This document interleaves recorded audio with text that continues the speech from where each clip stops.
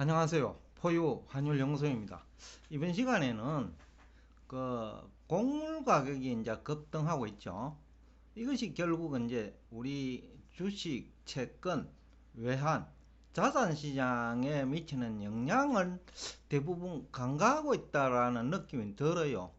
포유 환율연구소가 지난해부터 이제 원자재 가격이 상승한다는 얘기를 많이 했잖아요. 그렇다고 하면 이제 거기에 대한 대비가 있어야 되는데 수학개미도 그렇고 동학개미도 그렇고 어, 크게 이 문제를 취급하지 않는 것 같아요. 정권 전문가들도 그렇고요.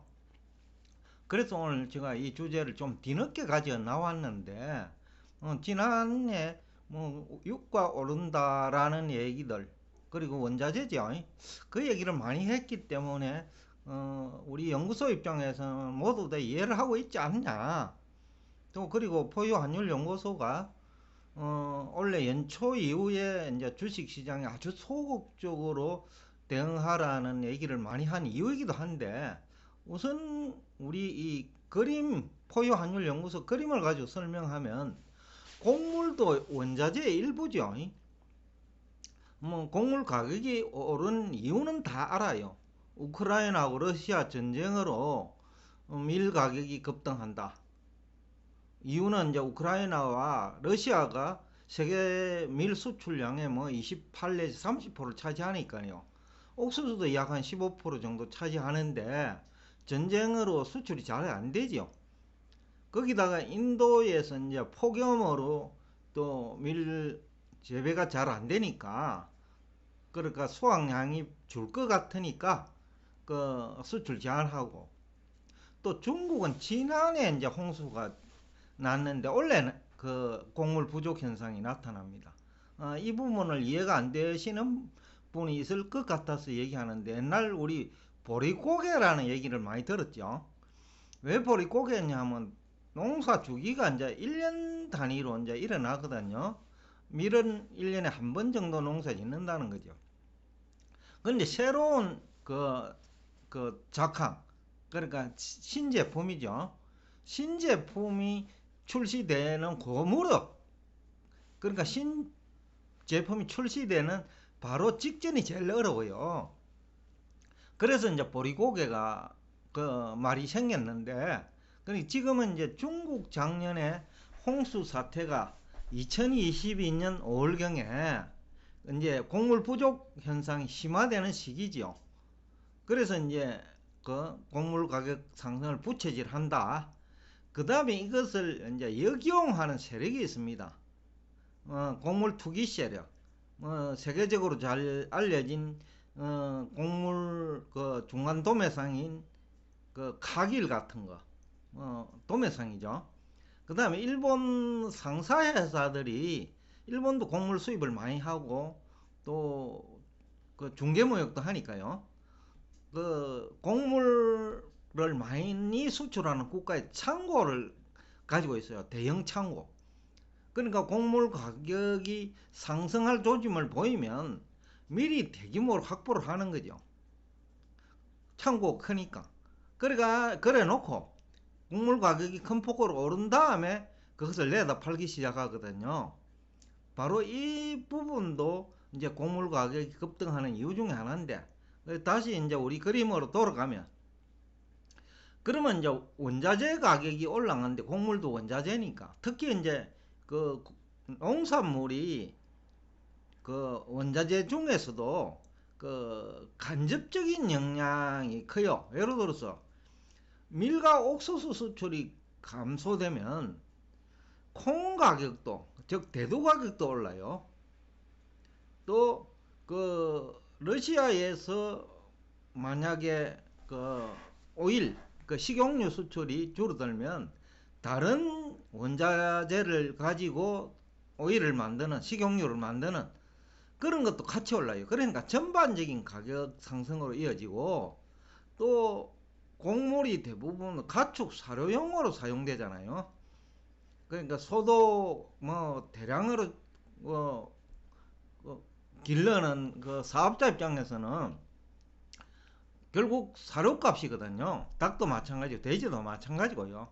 사료 가격이 상승하니까 또 육류 가격이 올라가죠.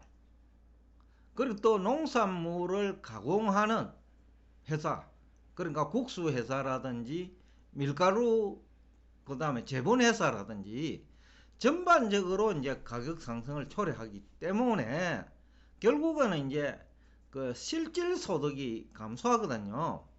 실질 소득이 감소하니까 결국은 먹고 사는 문제가 우선이잖아요. 근데 그쪽 지출이 늘어나면 가전 등 공산품과 다른 서비스 소비를 못하죠. 예를 들어서 이발소도 지난번에는 한 달에 한 번씩 꼭꼭 가다가 한 달 반 만에 간다든지 두 달 만에 가시는 분이 있겠죠. 다른 서비스도 마찬가지겠죠. 그러니까 그 다른 공산품 판매도 줄어들고 그 다음에 서비스 판매도 줄어든다는 거죠. 그런데 이제 이게 다 연결되어 있거든요. 그러다 보면 이제 소비자 물가, 그러니까 1차 그 농산물 가격이 오르면 2차적으로 육류 가격이 오르고 그 다음에 밀가루, 그 다음에 라면, 그 다음에 국수 가격이 오르는 거죠. 그러다 보니 그쪽 가격이 큰 폭으로 상승하고 나면 월급은 뻔한데 다른 제품 소비가 안 되죠. 그래서 미국 그 도매상에서 그 매출액이 크게 감소하는 이유 중에 하나죠. 백화점 내지는 마트 등에서. 그러다 보니까 결국 또 물가가 오르니까 시장금리가 오르죠. 유가만 올라도 뭐 시장금리 오르는데 거기에 더하여 곡물 가격까지 급등해버리면 시장금리는 더 오르죠. 그러다 보면 이제 뭐 영업 실적이 수반되지 않는 기업이 많아질 거고, 또 영업 실적이 어느 정도 수반되더라도 현재 주가를 설명 못 한다라는 거죠. 뭐 테슬라가 대표적이죠. 뭐 회사채도 마찬가지죠. 나스닥 기업에 상장된 기업들은 뭐 대부분 그 재무 상태는 좋지 않거든요. 그러다 보니 이제 부채가 많고, 부채가 많은 기업은 금리 상승에 취약하죠. 그래서 중소기업 주식은 지난해 미국에서 11월부터 하락을 했고, 그 다음에 그 영업 실적이 수반되지 않는 빅테크 주식은 12월 들어서 이제 하락이 시작된 거죠. 그러니까 이게 이제 유가 상승만의 문제가 아닌 전반적인 물가 상승, 곡물을 포함한, 그러다 보니까 이제 시장 금리가 큰 폭으로 상승하고, 또 특히 그 회사채 금리는 더 큰 폭으로 상승하죠. 최근에 이제 미국 그 정커본드 시장, 정커본드 기준이 등급으로 얘기하면 WB부터 정커본드라고 하거든요. 근데 BBB까지는 그나마 그래도 괜찮은데 A등급하고는 금리차가 그래도 한 5, 6% 나거든요. 우리나라도, 미국도 마찬가지일 거예요. 근데 WB 등급으로 추락하면 그냥 10% 이상 차이 나거든요. 그런 업종들이 나스닥에 많다라는 거죠. 그래서 나스닥 종목이 많이 하락한 이유 중에 하나고, 또 영업 실적이 수반되지 않는 뭐 기업들, 또 영업 실적이 수반되더라도 테슬라처럼 현재 주가를 설명할 수 있을 정도의 영업 실적은 아니다. 그게 이제 PR로 나타나거든요. 그러니까 PR로 보면 뭐 50배 이상이다고 하면 그거는 이제 현재 주가를 설명하지 못한다는 거거든요. 그래서 그런 주식들이 이제 큰 폭으로 오르는 건데, 내리는 거죠. 그래서 이제 연초에 제가 이제 그 소극적으로 주식시장에 대응할 것을 이제 어떻게 보면 제안을 한 거죠. 결과적으로 뭐 포유 환율 연구소 구독자들은 뭐 피해가 거의 없다고 보는데, 또 국내에서도 철저하게 저평가된 거, 3년 연속 계속해서 영업 실적이 개선되고 올해도 개선될 수 있는 거, 그러면서 주가는 낮은 거. 그래서 추천한 게 LS고, 그 다음에 풍산 같은 거죠. 최근 한 1개월 안에. 그러니까 이제 피해가 작은 거예요. 그러니까 전반적으로 물가가 상승하고 시장금리가 상승하고 또 시장금리가 상승하면 기준금리를 인상하는 시기에는 투자 범위를 굉장히 좁혀야 돼요. 얼마 전에 어떤 구독자 중에서 이제 댓글로 일본에 투자한다고 하면 어디에 투자할까? 라는 얘기를 하길래 상사에 투자하라라는 얘기를 제가 한 기억이 생생하거든요. 또 일본에 투자하라는 것도 또 축소시키는 거죠. 왜냐하면 지금은 펀드 종류가 선진국형 펀드, 신흥국 펀드, 또 글로벌 펀드 이렇게 구분되어 있는데 모두 다 전문가들은 스리마 시키거든요. 그럼 선진국 중에서는 일본, 또 일본 중에서는 또 상사 주식, 그러니까 곡물 가격 상승의 수혜기업들, 그 다음에 환율 상승의 수혜기업들, 그런 기업 중심으로 된다는 거죠. 그래서 포유환율연구소 이 그림을 이해하지 못하면요, 여러분들이 정권 전문가들 얘기 듣고 그냥 주식 종목만 얘기하는 거, 뭐 테슬라의 경우 뭐 중국에서 생산 시설을 확대한다, 또 독일에서 본격적으로 생산한다, 이런 얘기들은 너무나 지엽적인 얘기라는 거예요. 쉽게 하면 본질은 빼놓고 그야말로 그렇게 하면 오히려 이익이 감소할 수 있는 부분을 과대 포장한다라는 거죠. 왜냐하면 경기가 나빠지면 차가 안 팔리면 과잉시설이 돼버린다는 거죠. 과잉시설은 영업실적 악화로 나타나거든요.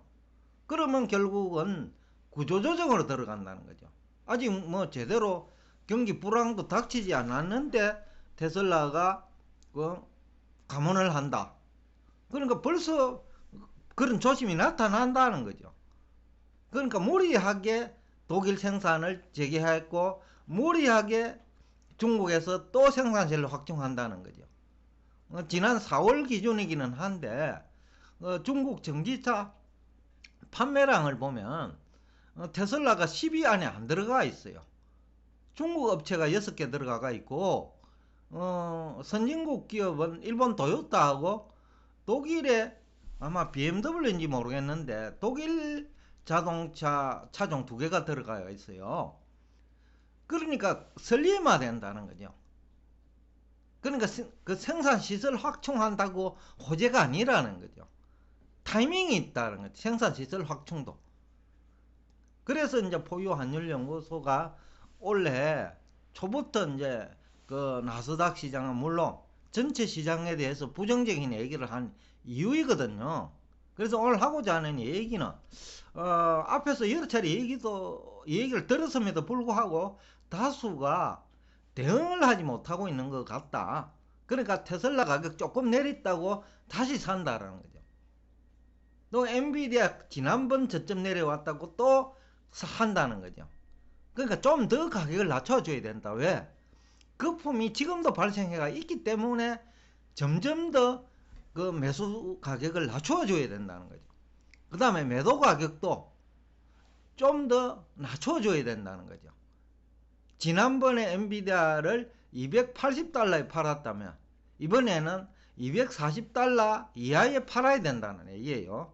바로 그런 얘기를 하고 싶어서 오늘 이 주제를 가지고 나왔고, 여러분들이 어떤 유튜브 공간에서 전문가의 얘기를 들을 때 포유환율연구소에 나와 있는 이 그림을 종합적으로 연결시키면서 여러분들이 투자 의사를 결정해야 위험을 최소화하고 그나마 기회를 10년 만에 오는 기회죠.